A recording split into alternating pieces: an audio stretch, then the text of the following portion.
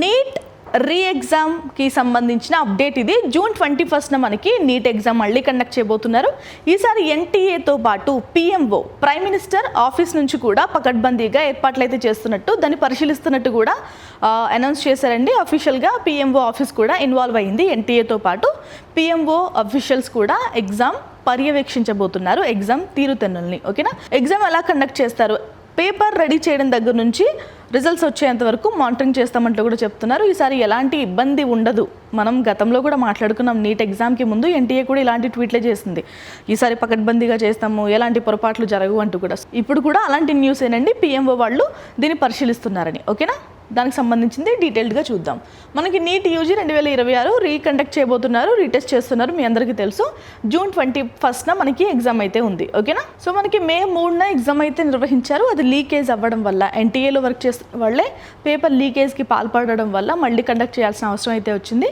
So ఈసారి మీకు ఇచ్చిన అవకాశం ఏంటంటే, మీరు ఏవైతే ఎగ్జామ్ ఫీజు కట్టారో అదందరూ కూడా రిఫండ్కి అప్లికేషన్ పెట్టుకోవచ్చు. అప్లికేషన్ పెట్టుకుంటేనే రిఫండ్ ఇస్తారండి, బట్ అందరూ కూడా ఎగ్జామ్ రాయొచ్చు. ఓకేనా, మొదటిగా చాలామంది ఎగ్జామ్ మిస్ అయిన వాళ్ళు, లేట్ అవ్వడం వల్ల మిస్ అయిన వాళ్ళు కూడా మళ్ళీ అప్లికేషన్ పెట్టుకోండి. ఓకే రైట్, ఇక జూన్ 21 మీ అందరి టార్గెట్.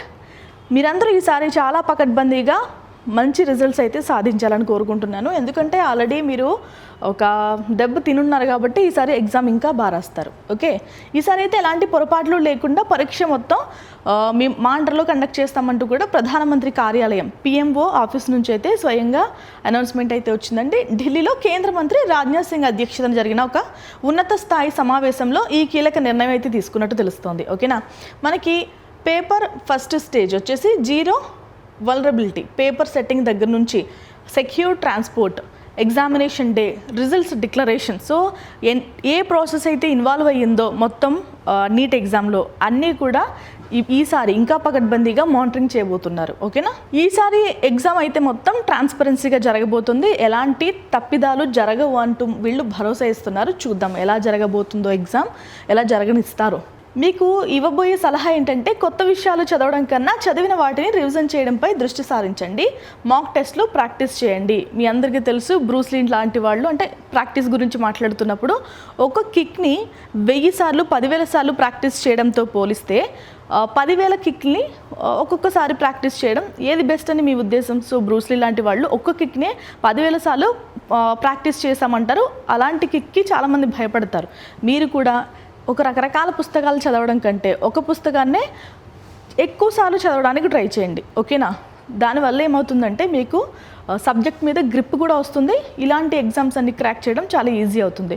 సో ముందు ఏవైతే టెక్స్ట్ బుక్స్ చదివారో ఆ టెక్స్ట్ బుక్స్నే ఇప్పుడు కూడా రివిజన్ చేయండి, కొత్త టాపిక్స్ అవసరం లేదు. ఓకే, చాలామంది చాలా ప్యానిక్ అవుతున్నారు. సో ఫస్ట్ టైం మేము ఫెయిల్ అయ్యాం, సిస్టమ్ ఫెయిల్ అయితే మనం ఫెయిల్ అయినట్టే కదా. సో ఫెయిల్ అయ్యాం, ఈ సెకండ్ టైం ఎగ్జామ్ ఎలా ఉండే అవకాశం ఉంది, టఫ్గా రావచ్చా, లేదు అంటే గతంతో పోలిస్తే మేము సరిగా రాయలేకపోవచ్చా, మా సిచ్యువేషన్ కోఆపరేట్ చేయకపోవచ్చు, పరిస్థితులన్నీ ఎప్పుడు ఒకేలా ఉండవు కదా.